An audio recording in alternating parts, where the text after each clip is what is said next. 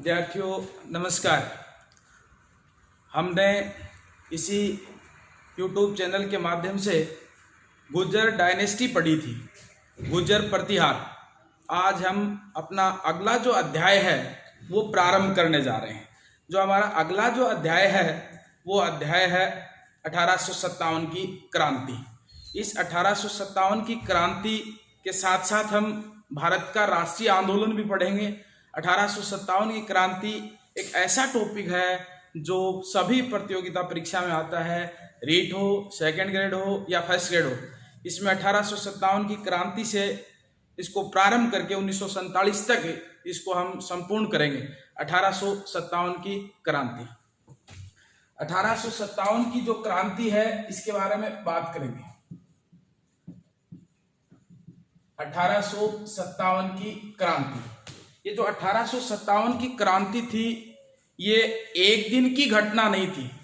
1857 की कोई क्रांति है, ये एक दिन की घटना नहीं थी। 1857 की जो क्रांति थी यह क्रांति हमारे मुगल सम्राट जहांगीर से प्रारंभ होती है और वहां से इस क्रांति का प्रारंभ होता है। लेकिन इसके बारे में हम धीरे धीरे एक एक तथ्य को देख रहे हैं। 1857 की क्रांति की बात करते हैं तो अंग्रेज भारत में आए थे। तो अंग्रेज भारत में कोई सैनिक के रूप में नहीं आए थे, सशस्त्र विद्रोह के लिए भारत में नहीं आए थे।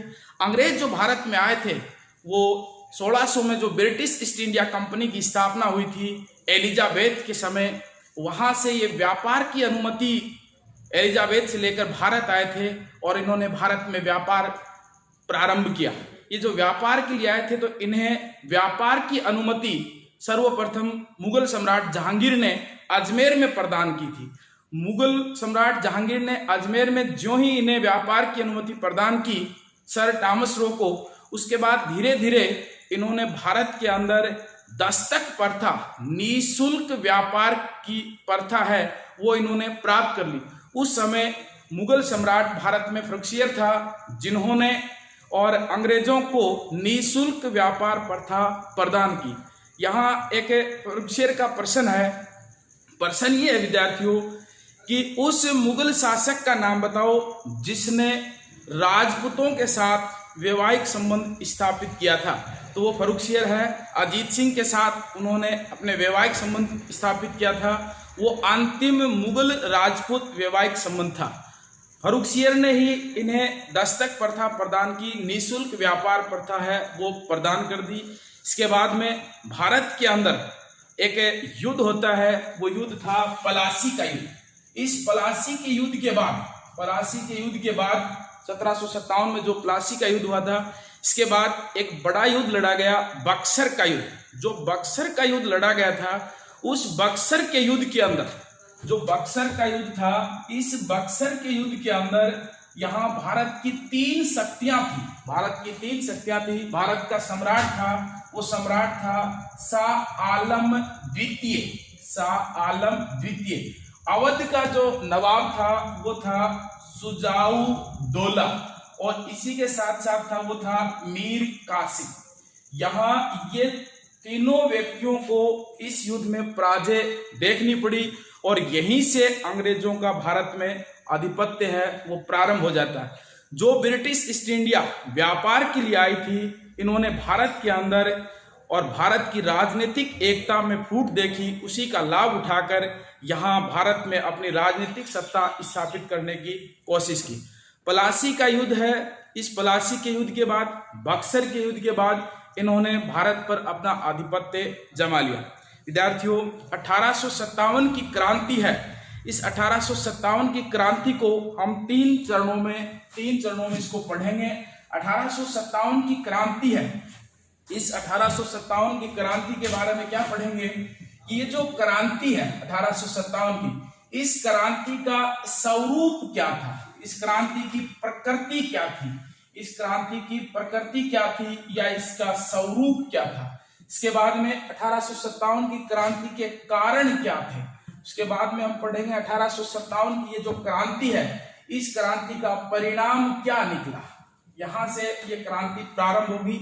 लेकिन इससे पूर्व ये जो 1857 की क्रांति है, इस 1857 की क्रांति में हम देखते हैं कि भारत के अंदर जो सैनिक विद्रोह हो रहा है, या भारत के अंदर उस समय राजा कौन था, भारत के अंदर उस समय गवर्नर जनरल कौन था, तो यहाँ प्रश्न बनते हैं, वो महत्वपूर्ण बनते हैं। 1857 की जो क्रांति है, ये जो क्रांति 1857 की क्रांति, इस 1857 की क्रांति का एक लाइन चार्ट देखते हैं। इस लाइन चार्ट के जो प्रश्न है ये बहुत बार परीक्षा में पूछे जाते हैं। इस लाइन चार्ट को हम देखते हैं।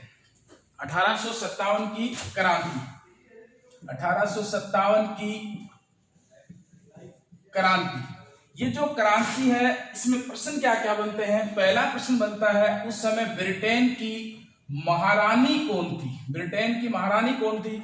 जब ईस्ट इंडिया कंपनी की स्थापना हुई थी, जब ईस्ट इंडिया कंपनी की स्थापना हुई थी, उस समय ब्रिटेन की महारानी एलिजाबेथ थी। जब क्रांति हो रही है उस समय कौन थी? वो थी विक्टोरिया। विक्टोरिया 1857 की क्रांति के समय ब्रिटेन की महारानी कौन थी? विक्टोरिया।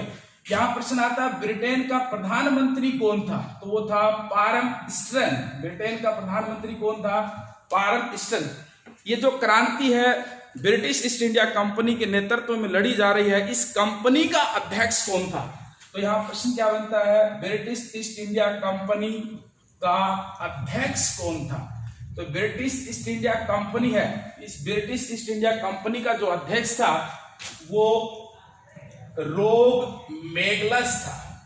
कंपनी का अध्यक्ष कौन था? रोग मैगलस। प्रश्न बहुत महत्वपूर्ण है। 1857 की क्रांति के समय भारत का गवर्नर जनरल कौन था?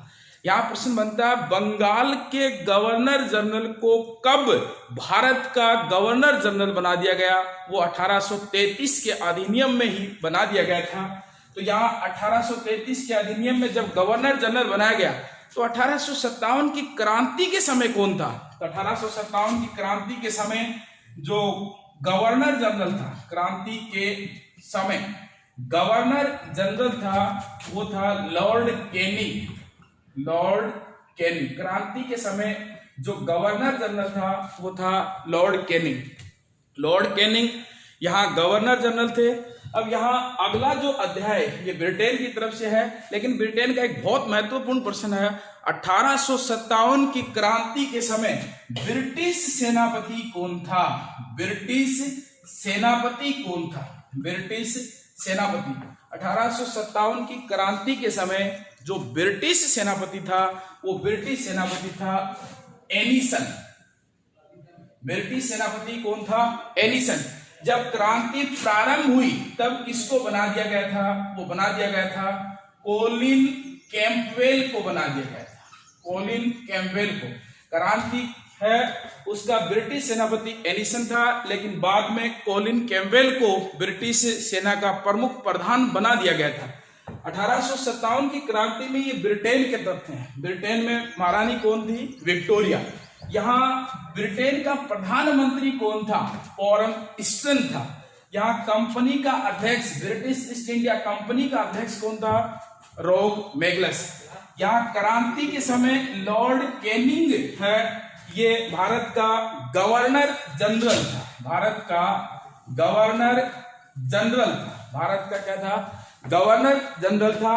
यहाँ ब्रिटिश सेनापति था, जो ब्रिटिश सेनापति क्रांति के समय था वो था बनाया गया था एनिसन को, लेकिन क्रांति में बाद में कोलिन कैंपवेल को प्रधान सेनापति बना दिया गया था। इसके बाद में अब भारत की ओर से देखते हैं। ये जो 1857 की क्रांति है, इस 1857 की क्रांति में अब हम भारत की ओर से देखते हैं। तो वो भारत की ओर से क्या है? ये जो 1857 की क्रांति है, इस क्रांति में प्रश्न आता है कि मुगल सम्राट कौन था? उस समय भारत में मुगल सम्राट कौन था? वो था बहादुर शाह जफर। बहादुर शाह जफर। बहादुर शाह द्वितीय, बहादुर शाह जफर। जफर नाम की एक कविताएं लिखता था बहादुर शाह जफर।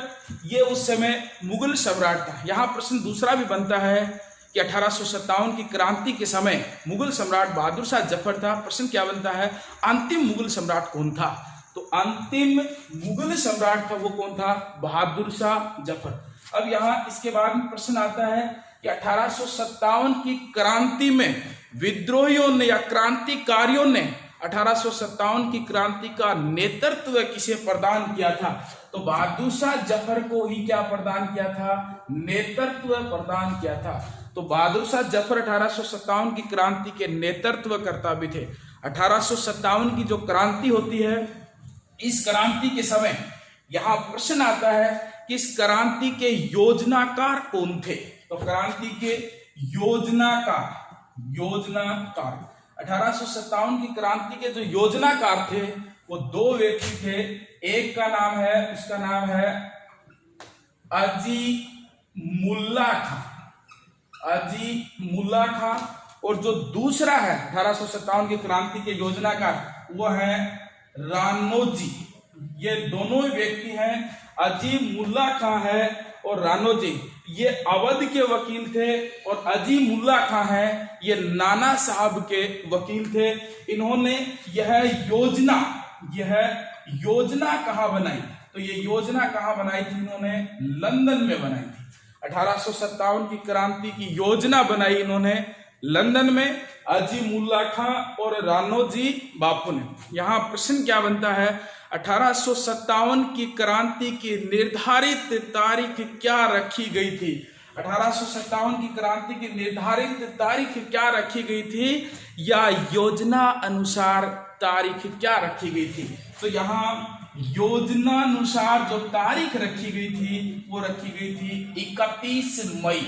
योजना अनुसार जो तारीख रखी गई थी वो क्या रखी गई थी? 31 मई। लेकिन क्रांति है वो भारत में सर्वप्रथम 10 मई को मेरठ से प्रारंभ होती है, और जब बात करते हैं राजस्थान की तो ये नसीराबाद से प्रारंभ हो जाती है। 1857 की क्रांति के समय भारत का मुगल सम्राट कौन था? वो था बहादुर शाह जफर। विद्रोहियों ने, क्रांतिकारियों ने और इन्हें नेतृत्व सौंपा था। इसके बाद में योजनाकार कौन थे? अजी मुल्ला खां थे। योजना कहाँ बनाई गई? लंदन में। राणोजी बापू अजी मुल्ला खां के साथ थे। यहाँ योजना अनुसार जो तिथि रखी गई थी वो तिथि क्या रखी गई थी? 31 मई 1857 को रखी गई थी। यहाँ भारत में क्रांति सर्वप्रथम कहाँ प्रारंभ होती है? वो क्रांति प्रारंभ होती है 10 मई को मेरठ से प्रारंभ होती है। यहाँ एक प्रश्न और महत्वपूर्ण है। वो प्रश्न क्या महत्वपूर्ण है? ये जो 1857 की क्रांति है, 1857 की क्रांति, इस क्रांति है, इसका प्रतीक क्या था? 1857 की क्रांति का प्रतीक, चिन्ह क्या था? वो था रोटी और कमल का फूल। रोटी है वो ग्रामीण क्षेत्रों में दी गई और कमल का फूल है ये शहरी क्षेत्रों में दिया गया। तो ये 1857 की क्रांति के समय प्रतीक चिन्ह थे। अगला जो तथ्य आता है इसके मध्य वो आता है कि भारत में अंतिम पेशवा कौन था? अंतिम पेशवा, तो अंतिम पेशवा था नाना साहब। हम आगे पढ़ेंगे, जब क्रांति का विस्तार पढ़ेंगे उस समय पढ़ेंगे कि नाना साहब कानपुर में थे, और इनके कारणों में पढ़ेंगे। ये भी एक कारण है। नाना साहब की जो पेंशन बंद कर दी गई थी वो भी इसका एक महत्वपूर्ण कारण है। तो नाना साहब है ये अंत में भागकर यहाँ से चले जाते हैं और नेपाल में इनका निधन हो जाता है। तो अंतिम पेशवा कौन था? अंतिम पेशवा कौन था? वो अंतिम पेशवा था नाना साहब।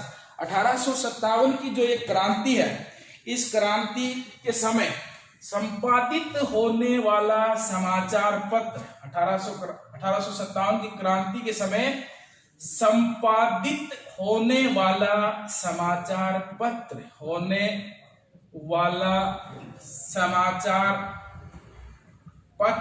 तो समाचार पत्र कौन सा था 1857 की क्रांति के समय? वो था पयामे आजादी।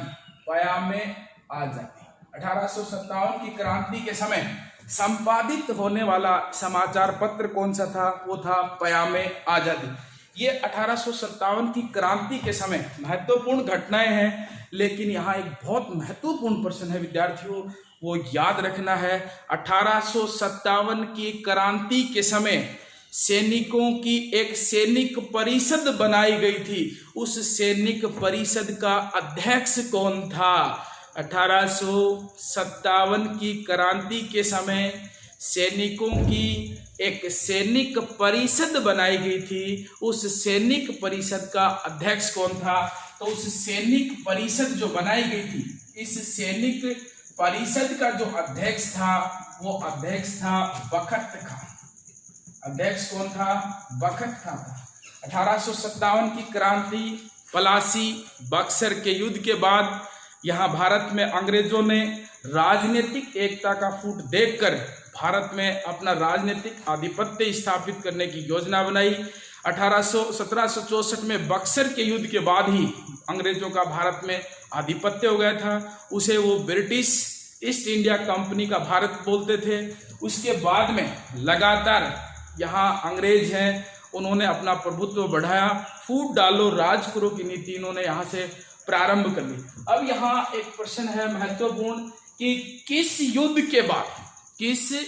के बाद अंग्रेजों ने भारत से धन लूटने की नीति अपनाई? किस युद्ध के बाद अंग्रेजों ने भारत से धन लूटने की नीति अपनाई? वो था पलासी का युद्ध। इस पलासी के युद्ध के बाद अंग्रेजों ने भारत में धन लूटने की नीति है वो अपना ली। अब इसका तथ्यात्मक रूप से हम प्रश्न पढ़ेंगे, वो है 1857 की क्रांति, और उस क्रांति के कारण पढ़ेंगे। जो 1857 की जो क्रांति है, इस क्रांति के कारण पढ़ेंगे। 1857 की क्रांति के कारण है, वो कारण बहुत महत्वपूर्ण है। 1857 की क्रांति है, इसके कारण पढ़ेंगे। यहाँ प्रश्न पूछा जाता है कि उस मुगल सम्राट का नाम बताओ जिसने सर्वप्रथम अंग्रेजों को भारत में व्यापार की अनुमति प्रदान की। तो व्यापार की अनुमति प्रदान करने वाला कौन था? वो था जहांगीर। निःशुल्क व्यापार प्रथा, दस्तक प्रथा देने वाला कौन था? वो था दस्तक प्रथा फर्रुखसियर ने दी थी। और फर्रुखसियर का एक बहुत बड़ा प्रश्न है, वो है अंतिम मुगल राजपूत वैवाहिक संबंध है, वो कौन था? तो वो अजीत सिंह, जो मारवाड़ का शासक था, मालदेव का बेटा। उस अजीत सिंह ने इंद्र कंवरी का विवाह इस फर्रुखसियर के साथ किया। वो भारत का अंतिम मुगल राजपूत विवाह था। जबकि भारत का प्रथम मुगल राजपूत विवाह कौन सा था? वो था आमेर के राजा भारमल। आमेर के राजा जो भारमल हैं, उन्होंने अपनी पुत्री का विवाह मुगल सम्राट और अकबर के साथ किया था। अब देखते हैं 1857 की क्रांति के कारण। विद्यार्थियों, हमें यहाँ सिर्फ प्रश्न वही देखने हैं, व्याख्या वही करनी है जो बार बार परीक्षा में पूछा जाता है। इसके कारण दो कारण हम रखेंगे। एक तो था प्रशासनिक कारण, और दूसरा था तत्कालीन कारण। इसके अंदर हम इस पार्ट को, प्रशासनिक कारण को, दो की बजाय तीन भागों में बांटेंगे। एक तो था राजनीतिक कारण, एक था आर्थिक कारण, और एक था वो था सामाजिक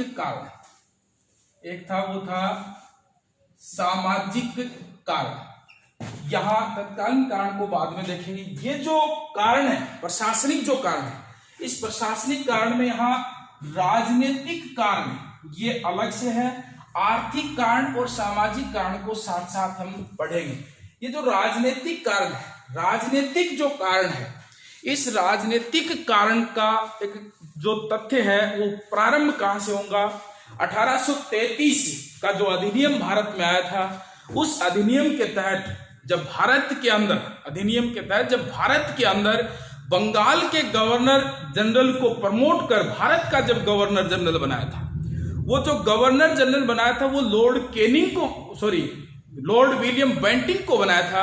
उसके बाद ये गवर्नर जनरल आ रहे थे। इस गवर्नर जनरल में लॉर्ड कैनिंग से पूर्व था लॉर्ड डलहौजी, और इस डलहौजी से पूर्व था वो था लॉर्ड ऑकलैंड। ये बहुत बड़ा नाम है, लॉर्ड ऑकलैंड था। यहीं से अंग्रेजों ने भारत के अंदर अपना एक व्यापक विद्रोह की शुरुआत कर दी थी, या इस प्रकार से कहें, अंग्रेजों ने यहां से संपूर्ण भारत की राजनीतिक सत्ता प्राप्त करने की या दिल्ली पर अधिकार करने की योजना बना ली थी। भारत में जो कंपनी एक व्यापार की दृष्टि से भारत में आई थी, उसने भारत की राजनीतिक एकता है उसकी जो फूट का लाभ उठाया। वह कंपनी जो व्यापारिक थी वो देखते देखते भारत की सर्वे सर्वा बन गई, और उसका कारण था भारत की आपसी फूट, देसी रियासतों की, देसी राजाओं की, राजाओं के जमींदारों किसानों के साथ आपसी संबंध। इस मराठा पिंडारियों के विद्रोह, संथाली विद्रोह, इन्होंने देखते देखते ही उस राजनीतिक फूट का लाभ उठाकर और भारत में राजनीतिक सर्वोच्चता स्थापित करने की जो योजना बनाई, उसका प्रथम प्रमाण दिया यहाँ ऑकलैंड ने उस नीति को यहाँ से प्रारंभ कर दिया। 1857 की क्रांति, जो एक व्यापारिक कंपनी भारत आई थी, ब्रिटिश ईस्ट इंडिया कंपनी, उसका एक गवर्नर जनरल था, उसका नाम है लॉर्ड ऑकलैंड। ये लॉर्ड ऑकलैंड भारत आता है, लॉर्ड ऑकलैंड भारत आता है, इसको ऊपर लिख रहा हूं, लॉर्ड ऑकलैंड भारत आता है। ये जो लॉर्ड ऑकलैंड भारत आते हैं, इन्होंने क्या किया, भारत में आते ही लॉर्ड ऑकलैंड की क्या नीति थी हम पढ़ रहे हैं, वो पढ़ रहे हैं राजनीतिक कार्य। और इस राजनीतिक कार्य में लॉर्ड ऑकलैंड की जो नीति थी, लॉर्ड ऑकलैंड की जो नीति थी उसको पढ़ रहे हैं। लॉर्ड ऑकलैंड ने भारत में 3 नीतियां लागू की। लॉर्ड ऑकलैंड ने भारत में कौन सी नीति लागू की? 3 नीतियां लागू की। लॉर्ड ऑकलैंड ने भारत के अंदर सर्वप्रथम यहां नजर लेना, सर्वप्रथम नजर लेना, दूसरा है खिल्लत देना, और फिर है दरबार लगाना, प्रतिबंधित कर दिया। अब प्रश्न आता है, भारत के अंदर मुगल सम्राट जो शुक्रवार के दिन न्याय का जो दरबार लगाते थे, उसे प्रतिबंधित करने वाला पहला गवर्नर जनरल कौन था? Lord Auckland. खिल्लत जो मुगल राजा प्रदान करते थे उस पर भी रोक लगा दी, और नजर लेना ये भी ऑकलैंड ने बंद कर दिया। नजर लेना, यहाँ नजर लेने से क्या संबंधित है, क्या मामला है? जो ही मुगल सम्राट का कोई सेनापति, सैनिक महत्वपूर्ण कार्य में सफल होता था, विजय श्री प्राप्त करके आता था, उस समय वो जब प्राप्त करके आता था, उस समय 1 मीटर रेशमी वस्त्र चमकीले जो हीरे मोती जवाहरात से जड़ित होते थे, उसमें क्या तो मुगल सम्राट अपना हस्ताक्षर करता था, या उस मुगल सम्राट का उसके ऊपर चित्र अंकित होता था, वो उसे खिल्लत के रूप में प्रदान करता था। वह अंग्रेजों ने बंद कर दिया। लॉर्ड ऑकलैंड ने कहा कि हम सुपीरियर हैं, आप इसे नहीं दे सकते। हम बात इसकी भी कर रहे हैं, नजर लेना। ये उत्तराधिकारी जो भी बनता था वह मुगल सम्राट को नजराना देता था, वो बंद कर दिया। दरबार लगाने पर भी इन्होंने रोक लगा दी, और लॉर्ड ऑकलैंड 1842 में वापिस चले जाते हैं। फिर भारत आता है, वो आता है डलहौजी, लॉर्ड डलहौजी। लॉर्ड डलहौजी का प्रश्न महत्वपूर्ण है। लॉर्ड डलहौजी है वह भारत में 1857 की क्रांति के लिए सबसे बड़ा उत्तरदायी गवर्नर जनरल था। वो कौन सा था? लॉर्ड डलहौजी। डलहौजी भारत आते हैं 1848 में। लॉर्ड डलहौजी, यहां एक बार रिपीट कर लेते हैं। 1857 की क्रांति के समय महत्वपूर्ण प्रश्न यही है कि भारत का गवर्नर जनरल कौन था? Lord Canning. अब आ कौन रहा है? लॉर्ड डलहौजी। लॉर्ड डलहौजी ये भारत आ रहे हैं। लॉर्ड डलहौजी, लॉर्ड डलहौजी भारत आते हैं। ये प्रतिक्रियावादी गवर्नर जनरल था। लॉर्ड डलहौजी कौन था? प्रतिक्रियावादी गवर्नर जनरल, उत्तरदायी था क्रांति का। इस लॉर्ड डलहौजी ने भारत में आते ही डाक तार, रेल व्यवस्था को प्रारंभ किया। वो अपने स्वार्थों के लिए प्रारंभ किया था, और इसने उन्हें सुचारू रूप से लागू करने के लिए अब सैनिकों के लिए डाक निःशुल्क कर दी। इन्होंने सैनिकों के पत्र व्यवहार हैं वो निःशुल्क कर दिए।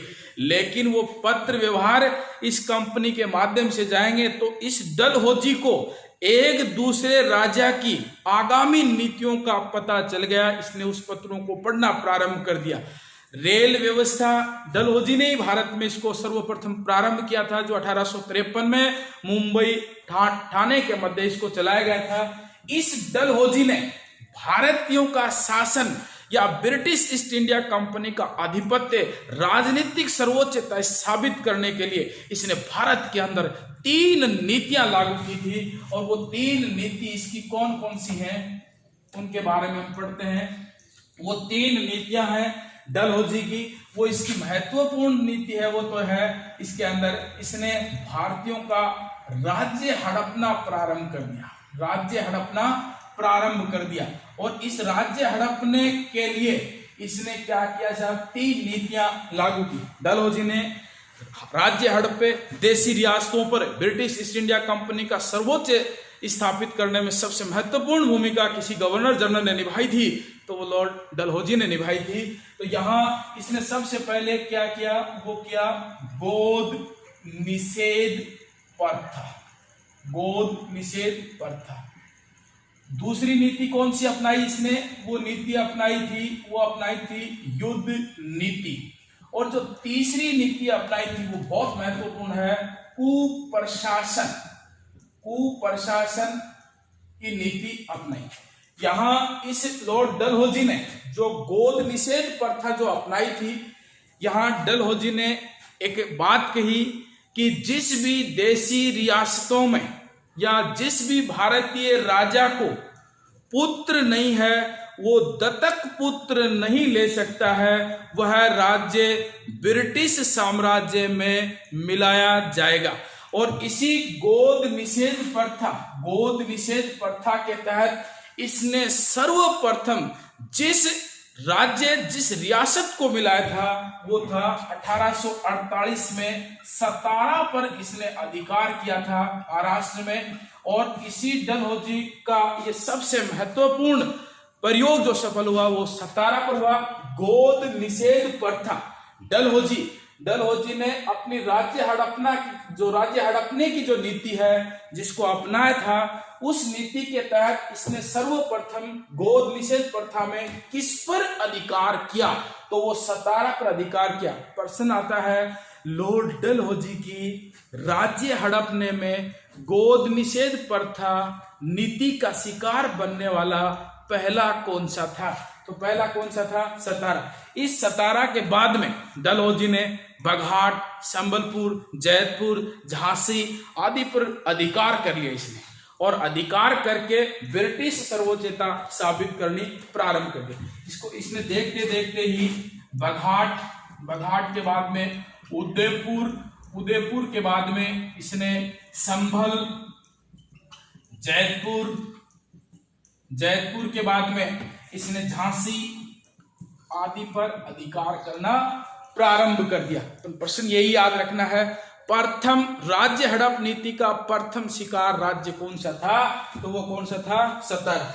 युद्ध नीति इसने 3 पर ही लागू की थी। युद्ध नीति इसने 3 पर ही लागू की थी। किस किस पर लागू की थी, ये जो युद्ध नीति है इसने की थी सबसे पहले सिंध के बाद में बरार, और बरार के बाद में इसने की थी वो थी पंजाब। यहाँ पंजाब महत्वपूर्ण है। पंजाब का राजा था वो था दलीप सिंह।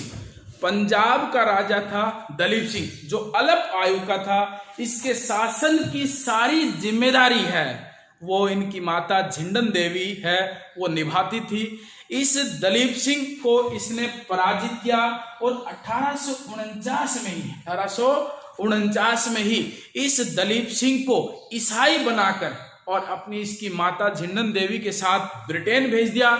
और डलहौजी ने इसी दलीप सिंह से कोहिनूर हीरा प्राप्त किया था। इसी से कोहिनूर हीरा प्राप्त किया था जो ब्रिटेन भेजा गया। एक तथ्य आता है 1739 में मोहम्मद शाह रंगीला भारत का मुगल सम्राट था। जो मुगल सम्राट था भारत का जो मुगल सम्राट था मोहम्मद शाह रंगीला, उसके समय नादिर शाह भारत से मयूर सिंहासन तख्त ए ताउस शाहजहां ने जो बनाया था वो लूट कर ले गया था और उसी मयूर सिंहासन में जड़ित था कोहिनूर हीरा। और यहाँ पढ़ रहे हैं 1849 में लॉर्ड डलहौजी है वो किससे प्राप्त करता है? दलीप सिंह से प्राप्त करता है। तो इसका एक प्रश्न है विद्यार्थियों अगली नेक्स्ट क्लास के लिए आपके लिए, वो ये है कि दलीप सिंह के पास ये कोहिनूर हीरा कहां से आया, जबकि 1739 में इसको नादिर शाह भारत ले गया था। ये वापिस भारत किस प्रकार से आता है, ये आपके लिए नेक्स्ट क्लास के लिए एक प्रश्न है। इसके बाद में प्रश्न आता है कुप्रशासन का आरोप। यहाँ प्रश्न आता है कुप्रशासन का आरोप। तो यहाँ एक इस युद्ध नीति के साथ यहाँ इस डलहौजी ने कुप्रशासन का आरोप किस पर लगाया था? अवध पर लगाया था। किस पर लगाया था? अवध पर लगाया था। यहाँ अवध का जो प्रश्न है वो बहुत महत्वपूर्ण है, वो देखना है। अवध है, लखनऊ है, इस पर इसने आधिपत्य किया। अवध है, इस अवध है यहाँ सर्वाधिक सैनिक थे, जमींदारों की संख्या भी यहाँ सर्वाधिक थी। तो अवध का जो नवाब था, अंतिम नवाब, वो था वाजिद अली शाह। इनकी बेगम का नाम था वो था हजरत महल और इनका पुत्र था वो था बिरजिस खान। यहाँ देखने लायक जो तथ्य वो ये है कि डलहौजी भारत से राज्य हड़पना चाहते हैं। डलहौजी भारत से क्या चाहते हैं? राज्य हड़पना चाहते हैं। डलहौजी जो राज्य हड़पना चाहते हैं, इसके साथ साथ इन्होंने गोद निषेध प्रथा, दत्तक पुत्र नहीं ले सकता, भारतीय राजा दत्तक पुत्र नहीं ले सकता, गोद बेटा लेकर उसे राजा नहीं बना सकता। तो यहाँ ये नीति यहाँ लागू नहीं हो रही है इसकी, तो ये गोद निषेध प्रथा के तहत नहीं आ सकता। दूसरा इसका कारण क्या है? युद्ध नीति से इसको ये हरा नहीं सकते थे, क्योंकि प्रश्न ये भी महत्वपूर्ण है, अंग्रेजों का दुधारू राज्य कौन सा था या दुधारू गाय राज्य कौन सा था? वो भी कौन सा था? अवध। तो यहाँ अब इसने कुप्रशासन, तो अब इसने महत्वपूर्ण कंपनी के जो व्यक्ति थे उसका नाम था आउट्रम। उसका व्यक्ति का क्या नाम था? आउट्रम। इसको बुलाया और इस आउट्रम ने और अवध में एक झूठी रिपोर्ट तैयार करके कि अवध का जो नवाब है वाजिद अली शाह, उसका प्रशासन ठीक नहीं है, जनता शिकायत कर रही है। डलहौजी ने 23 फरवरी को, महत्वपूर्ण तिथि है, 23 फरवरी 1856 को, 23 फरवरी 1856 को अवध पर आउट्रम की रिपोर्ट के आधार पर कुप्रशासन का आरोप लगाकर उस पर अधिकार कर लिया। और कुप्रशासन का आरोप लगाना डलहौजी की भारत में एक बहुत बड़ी भयंकर भूल मानी जाती है। तो डलहौजी की जो प्रतिक्रियावादी जो नीति थी, इस प्रतिक्रियावादी नीति ने ही, डलहौजी की जो ये नीति है, इसी ने भारतीयों को अंग्रेजों के विरुद्ध एक समूचे में खड़ा करने की योजना है वो बनाई। अब यहाँ अगला जो प्रश्न आता है इसको देखिए पहले।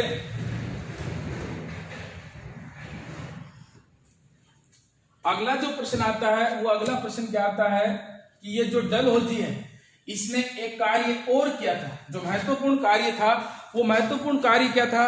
अंतिम पेशवा नाना साहब की पेंशन बंद कर दी। अंतिम पेशवा नाना साहब की पेंशन बंद कर दी, जिन्हें 50,000 पाउंड यानी कि सालाना लगभग उस समय 8 लाख रुपए की जो वार्षिक पेंशन मिलती थी वो बंद कर दी। और अंतिम पेशवा है उसको उसने मानने से इनकार कर दिया। तो प्रश्न ये भी आता है कि डलहौजी ने किस पेशवा की पेंशन पर रोक लगाई थी? तो वो किस पेशवा पर लगाई थी? नाना साहब की। किस पर लगाई थी? अब प्रश्न आगे ये बनता है कि डलहौजी ने भारत के अंदर अंतिम मुगल सम्राट बहादुर शाह जफर है, इस बहादुर शाह जफर के बाद कोई भी मुगल सम्राट नहीं होगा, यह भी आदेश पारित किया। और इसके बाद ये वापिस चले जाते हैं और इन्हीं के स्थान पर एक गवर्नर जनरल और बनकर भारत आता है, और वो गवर्नर जनरल जो भारत बनकर आता है उसका नाम था Lord Canning. Lord Canning Bharat आता है। कौन भारत आता है? Lord Canning. लॉर्ड कैनिंग ने भारत आते ही सर्वप्रथम कहा कि मुगल सम्राट द्वारा प्रचलित मुद्रा सिक्के जो हैं वो अब मान्य नहीं होंगे, यानी कि बहादुर शाह द्वारा या मुगल राजाओं द्वारा जो सिक्के पारित किए जाते थे वो उन्होंने समाप्त कर दिया। कहा कि बहादुर शाह जफर को लाल किला छोड़कर दिल्ली में कुतुब मीनार के पास अन्यत्र स्थान पर रहना होगा। ये जो ही लाल किला खाली करवाया तब भारतीय लोग हैं उनके ये समझ आ गई कि अंग्रेज जो व्यापार के लिए आए थे वह अंग्रेज अब वर्तमान में भारत के अंदर अपना आधिपत्य चाहते हैं। भारत के अंदर क्या चाहते हैं? अपना आधिपत्य चाहते हैं। और ये इस 1857 की क्रांति के महत्वपूर्ण राजनीतिक कारण है, ये बनते हैं। 1857 की क्रांति का जो अगला जो पार्ट है वो है 1857 की क्रांति का, वो है इस 1857 की क्रांति के आर्थिक कारण। 1857 की क्रांति का जो आर्थिक कारण है, इस आर्थिक कारण में हम पढ़ रहे हैं भारत के अंदर 1857 की ये जो क्रांति है इसमें अंग्रेजों ने भारत को इतना पंगु बना दिया, इतना धन लूट की जिसकी कल्पना भी नहीं की जा सकती थी। इस कल्पना के साथ इन्होंने भारत में जो व्यापार किया और उस लूट ने जो किया इसकी कल्पना किसी ने नहीं की थी। एक इतिहासकार है ऋषि बसु, उसने कहा है, बसु महोदय ने कहा है कि ये इतना आश्चर्यजनक घटना है जिसकी कल्पना भी नहीं की जा सकती। अंग्रेजों ने पलासी के युद्ध के बाद 23 जून 1757 के बाद जिस प्रकार से भारत का धन लूटा उसकी कल्पना नहीं की जा सकती थी। तो यहाँ आर्थिक कारणों में हम यहाँ पढ़ेंगे। तो ये जो आर्थिक कारण 1857 की क्रांति का ये महत्वपूर्ण है। आर्थिक कारण, इस आर्थिक कारण के अंदर 1857 की क्रांति में इस आर्थिक कारण के अंदर अंग्रेजों ने भारत की अर्थव्यवस्था को इतना जर्जर कर दिया जिसकी कोई कल्पना नहीं थी। तो यहाँ इसमें इनकी प्रथाएं हैं सर, वो प्रथाएं कौन कौन सी हैं? वो प्रथाएं ये हैं। इसकी सबसे महत्वपूर्ण जो प्रथा है, इसकी महत्वपूर्ण प्रथा है वो प्रथा क्या है? इन्होंने भारत के अंदर स्थायी बंदोबस्त लगा। स्थायी बंदोबस्त के साथ साथ इन्होंने दूसरी जो प्रथा प्रारंभ की थी वो थी इनकी रैयतवाड़ी प्रथा। और एक प्रथा थी वो थी महालवाड़ी प्रथा। एक प्रथा कौन सी थी? कि महालवाड़ी प्रथा। जो ये स्थायी बंदोबस्त था, इस स्थायी बंदोबस्त रैयतवाड़ी प्रथा और महालवाड़ी प्रथा, ये तीनों ही प्रथा इसकी महत्वपूर्ण है। तो यहाँ ये रैयतवाड़ी प्रथा है, ये भारत के अंदर सबसे पहले किसने प्रारंभ की, उसके बाद में महालवाड़ी प्रथा किसने प्रारंभ की, इसके बाद में ये जो स्थायी बंदोबस्त है ये भारत में किसने लागू किया। स्थायी बंदोबस्त ये बहुत महत्वपूर्ण है। स्थायी बंदोबस्त को सर्वप्रथम भारत के अंदर मार्च 1793 के अंदर, इसकी तारीख बहुत कम आती है परीक्षा में, यदि पूछ भी लिया जाए तो ये 22 मार्च था। 22 मार्च 1793 को इस स्थायी बंदोबस्त को लागू करने वाला, इसका जनक कौन था? तो वो जनक कौन था? लॉर्ड कॉर्नवालिस था। इसका जनक लॉर्ड कॉर्नवालिस इसका जनक था। लॉर्ड कॉर्नवालिस ने भारत में स्थायी बंदोबस्त को लागू करते ही यहाँ के जो भूमि का जो मालिक था वो भूमि का मालिक इसमें जागीरदार को बना दिया। भूमि का मालिक किसको बना दिया गया? यहाँ जागीरदार को बना दिया गया। जागीरदार है वो भूमि का मालिक बन जाता है। ये लॉर्ड कॉर्नवालिस ने जो स्थायी बंदोबस्त लागू किया था उसमें इसने इस भूमि का मालिक किसको बना दिया गया था? जो भूमि का मालिक है वो किसको बना दिया गया? जमींदार को बना दिया गया। ये जो स्थायी बंदोबस्त है ये सबसे पहले कहां लागू किया गया? तो ये सबसे पहले कहां लागू किया गया था? बंगाल, बंगाल के बाद में बिहार, बिहार के बाद में उड़ीसा, उड़ीसा के बाद में यह उत्तरी कर्नाटक में भी लागू किया गया था, और उसके बाद में यूपी के बनारस तक यहां इस कार्नवालिस ने सर्वप्रथम स्थायी बंदोबस्त है वो लागू कर दिया। अब यहाँ जो महत्वपूर्ण जो एग्जाम है, गहराई से जब पेपर में जब डूबता है पेपर बनाने वाला, तो वहां एक प्रश्न करता है कि ये जो स्थायी बंदोबस्त है इसने भारत के लगभग कितने भाग पर इसको लागू किया गया था? तो ये स्थायी बंदोबस्त है ये भारत के 19% भाग पर लागू किया गया था। 19% भारत पर भाग है जो भूमि का, उसके ऊपर इसको लागू कर दिया गया। स्थायी बंदोबस्त का दिल्ली पुलिस छोटी जो एग्जाम है वहां तक प्रश्न याद रखना है, जनक कौन था? कार्नवालिस। इसमें मालिक है वो किसको बनाया गया? जागीरदार को इसमें इसका क्या बना दिया गया? मालिक बना दिया गया। 22 मार्च 1793 को यह प्रथा भारत के अंदर लागू की गई। अब यहां प्रश्न ये आता है कि ये 19% भारत कौन सा था? वो ये भारत था जो बक्सर के युद्ध तक इन्होंने अपना आधिपत्य स्थापित कर लिया था, उन पर इसको लागू कर दिया गया। यहाँ स्थायी बंदोबस्त लागू करने पर यहाँ एक दिक्कत पैदा हुई किसानों को। किसानों को पैदा क्या दिक्कत क्या होती है? वो क्या दिक्कत होती है? ये जो किसान थे, इन किसानों ने यहाँ इस स्थायी बंदोबस्त में एक नाम लिया था कार्नवालिस ने, वो नाम लिया था सूर्यास्त विधि। सूर्यास्त विधि ये नाम लिया था। इसी को समझ रहे हैं।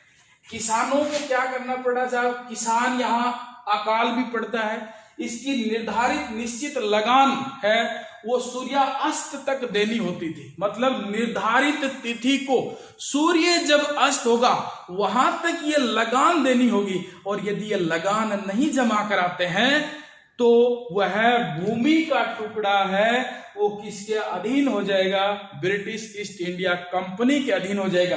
तो किसानों ने यहाँ क्या किया? अपनी जमीन को बचाने के लिए इन्होंने साहूकारों से ऋण लिया, और यहाँ ये जो जागीरदार हैं इन्होंने बहुत अत्याचार किए। साहूकारों से इन्होंने क्या लिया? ऋण लिया, और ऋण के बदले इन्हें क्या देना पड़ा? ब्याज देना पड़ा। ब्याज देना पड़ा तो कुछ एक तो साहब इसको छोड़कर चले गए, और जो संपन्न हुए उनका शहरीकरण हो गया, और कुछ एक भूमि है वो किसके अधीन हो गई थी? वो ब्रिटिश ईस्ट इंडिया कंपनी के अधीन हो गई थी। तो ब्रिटिश ईस्ट इंडिया कंपनी ने यहाँ ये जो स्थायी बंदोबस्त है ये इसका महत्वपूर्ण है आर्थिक कारण, जिसकी कल्पना नहीं की जा सकती कि भारत को इतना पंगु इन्होंने बना दिया।